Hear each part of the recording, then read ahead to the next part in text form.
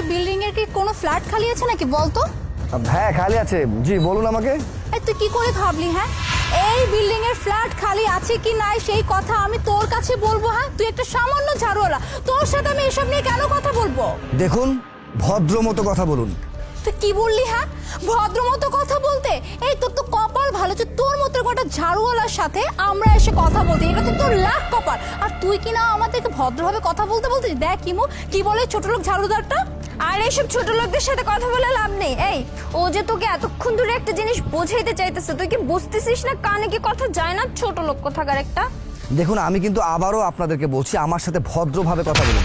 আর একটা কথা আমি কোনোভাবে বুঝতে পারছি না, আপনাদের কি ফ্যামিলিগত কোনো শিক্ষা নেই? আপনাদের বাবা মা কি আপনাদের শিক্ষা দেয়নি? তোর সাহস কি করে হলো? হ্যাঁ, তুই এখানকার ঝাড়ুদার, হ্যাঁ ঝাড়ু দিচ্ছিস, আর আমরা এসে জাস্ট জিজ্ঞেস করেছি যে এখানে কোনো ফ্ল্যাট খালি আছে কিনা, আর তুই